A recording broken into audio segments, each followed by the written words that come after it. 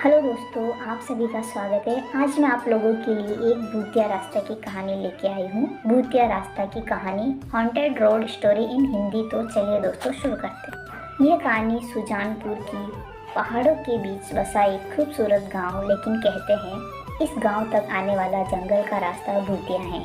प्रभाकर कुछ दिन पहले ही इस गाँव में रहने आया था। वह भी गांव वालों से इस रास्ते के बारे में सुन रखा था, लेकिन प्रभाकर चुड़ैल भूत पर विश्वास नहीं करता था। एक दिन वह रात को उसी रास्ते से अपने बाइक से बाहर शहर से लौट रहा था। उसकी बीवी सुगंधा भी उसके साथ थी। अचानक से एक काली बिल्ली उसका रास्ता काट लेती है। प्रभाकर जोर से ब्रेक लगाता है, तभी वह काली बिल्ली बाइक के पास गुर्राने लगी। दोनों बिल्लियों को भगाने का प्रयास करते हैं, लेकिन उस बिल्ली का गुर्राना बंद नहीं होता है। गुर्राते गुर्राते वह सुगंधा के ऊपर चढ़ जाती हैं। वह उसे हटाने का प्रयास करती है, लेकिन बिल्ली उसे जोर से दबोचा हुआ होता है। तब प्रभाकर बिल्ली को पीछे से पकड़ता है और सुगंधा को उसकी पकड़ से छुड़ाता है। फिर प्रभाकर एक पत्थर उठाकर उसे मारता है। बिल्ली जोर से गुर्राते हुए सामने के पेड़ पर चढ़ जाती है और अचानक वहां से गायब होते देख दोनों डर जाते हैं। प्रभाकर, यह बिल्ली कहाँ गायब हो गई? सुगंधा, गांव वाले सही कहते हैं, ये रास्ता सच में भूतिया है। वो बिल्ली जरूर कोई भूत। प्रभाकर, तुम भी ना, जंगल का रास्ता है, यहाँ जंगल बिल्लियाँ और जानवर तो होते ही हैं।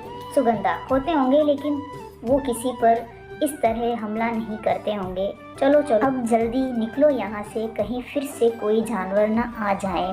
प्रभाकर ने बाइक स्टार्ट किया, लेकिन जैसे ही बाइक की हेडलाइट जली उसे सड़क पर कई सारे गहने गिरे हुए दिखाई दिए और उसमें सोने के सिक्के भी थे। वह कुछ सोच पाता, तभी उसे किसी औरत के रोने की आवाज़ आने लगी। सुगंधा, अब किसका इंतज़ार कर रहे हो? हम किसी मुसीबत में ना फंस जाएं।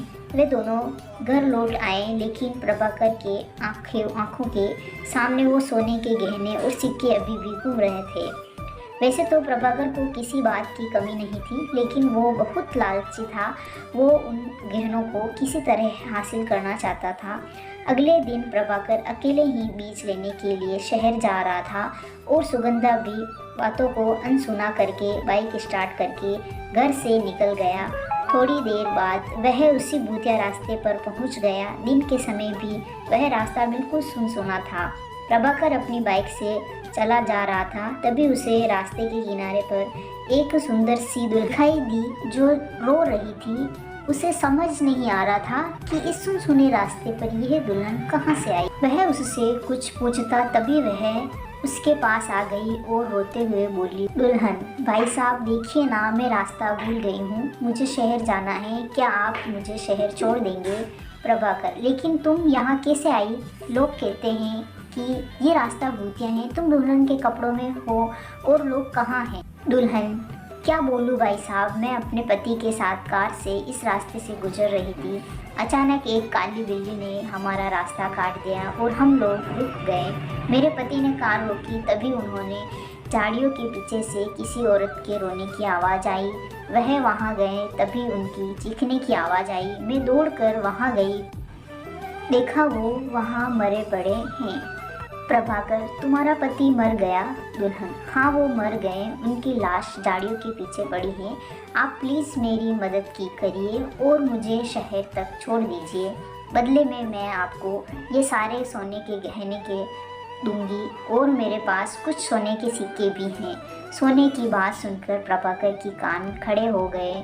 वो तो इसी की तलाश में आया ही था। उसने उन सिक्कों को अपने हाथों में ले लिया, लेकिन जैसे ही उसने अपने हाथों में लिया, वह लड़की अब दुल्हन से चुड़ैल में बदल गई और ज़ोर ज़ोर से हंसने लगी और प्रभाकर धुएं में बदलने लगा। कुछ ही देर में प्रभाकर पूरी तरह से धुआं बदल गया। उस चुड़ैल ने उस धुएं को एक बोतल में कैद कर लिया और ऊपर से ढक्कन लगाकर पहाड़ी के पीछे अपने घर के तहखाने में ले गई। वहाँ पर पहले से ही धुएं से भरी कई सारी बोतलें थी गई। बिना सोने का लालच दिए मैं इन्हें धुएं में नहीं बदल सकती। लालची कहीं, कल अमावस्या है, कल मैं इन सब को इनके असली रूप में ले आऊँगी और इन सब को मारकर इनके आत्मा पर कब्जा कर लूँगी और फिर उसे अपने पति के शहर में प्रवेश करा दूंगी और वो फिर से जीवित हो जाएंगे। दूसरी ओर रात काफ़ी हो गई थी। प्रभाकर के घर नहीं पहुंचने पर सुगंधा को चिंता होने लगी। पूरी रात सुगंधा ने प्रभाकर का रास्ता देखा लेकिन नहीं आया। उसे समझ नहीं आ रहा था कि वह कहाँ चला गया। तभी उसने देखा कि गांव के मुखिया जी गांव के कुछ लोगों के साथ वहां से गुजर रहे थे। वो उनके पास गई और सारी बात बताई। मुखिया, बेटी सच सच बताना, तुम लोग हाल ही में भूतिया रास्ता पर गए थे क्या? सुगंधा, जी गए तो थे, लेकिन उससे मेरे पति के ना लौटने का क्या संबंध है? मुखिया, कितनी बार कहा है उस रास्ते का इस्तेमाल मत करो, लेकिन पता नहीं लोगों को मेरी बात समझ क्यों नहीं आती। सुगंधा, आखिर आप सभी को वहां से जाने से मना क्यों करते हैं? क्या राज है उस रास्ते का? मुखिया, बेटे कुछ साल पहले एक नया शादीशुदा जोड़ा इसी रास्ते से गुजर रहा था। तभी गांव के ही कुछ बदमाश लोगों ने की नज़र उन पर गई।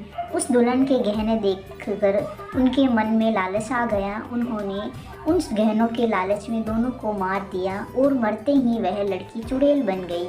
उस दिन से जो भी उधर गया वह वापस नहीं लौटा। सुगंधा, मैं वहां आज जाऊंगी और अपने पति को वापस लेकर आऊंगी। मुखिया, वहां से कोई नहीं लौटता। बेटी कहाँ जाना, जान बूझकर मौत को गले लगाना। लेकिन कुछ सुगंधा ने उनकी एक न सुनी और मुखिया भी गांव के कुछ लोगों के साथ तांत्रिक को लेकर भूतिया सड़क वाले रास्ते पर पहुंचे। उनमें से कुछ लोगों ने अपने हाथ में मसाल भी ले रखी थी। जंगल के पास वाली पहाड़ी के पास से उन्हें मंत्र की आवाज़ सुनाई दी। वो सभी देखने लगे। देखा कि वही चुड़ैल मंत्र पढ़ रही है। चुड़ैल, हे शैतानी ताकत, प्रकट हो। देख, मैंने तुझे खुश करने के लिए इन सारे जीवित लोगों को धुएं में बदल दिया है। कुछ घंटे के बाद मैं इन्हें आज़ाद करूंगी और इन्हें एक एक करके मारूंगी। इनका खून मुझे पिलाओगी और फिर इनके आत्मा पर कब्जा कर अपने पति को जीवित करूंगी। तभी तांत्रिक ने पत्र खींचकर एक बोतल पर मारा। उसमें कैद एक आदमी बाहर निकला। चुड़ैल को इस बात का पता नहीं लगा क्योंकि वह आंखें बंद करके मंत्र पढ़ रही थी। तभी मुखिया जी बोले, अरे ये तो भीमा है। इसके साथियों ने ही मिलकर उस बेचारी औरत और उसके पति की हत्या की थी और ये लोग तो उस घटना के बाद गांव से गायब ही हो गए थे। तांत्रिक, वह गायब नहीं हुए थे। ये चुड़ैल ने सबको कैद कर लिया था।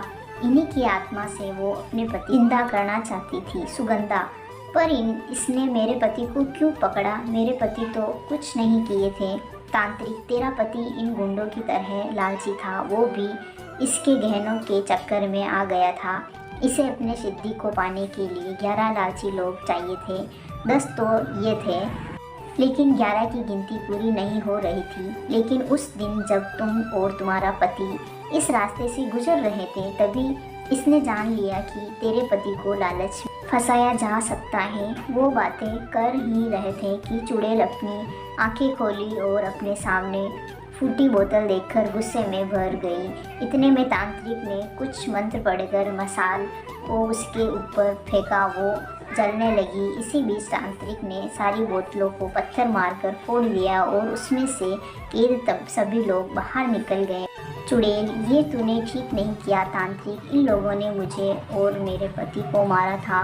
तुमने इन दुष्टों को आज़ाद करा दिया। तांत्रिक, इनके गलती की सज़ा इन्हें ज़रूर मिलेगी। मैं इस बात का वादा करता हूँ। लेकिन तू जो कर रही थी, ये करके तू ईश्वर को चुनौती दे रही थी। एक बार जो मर गया उसे जीवित नहीं किया जा सकता है। चुड़ैल जलकर राख हो गई।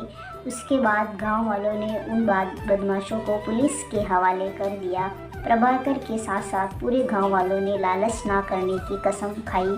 उस दिन के बाद से वो रास्ता भूतिया नहीं रहा। चुड़ैल की आत्मा मुक्त हो गई। धन्यवाद।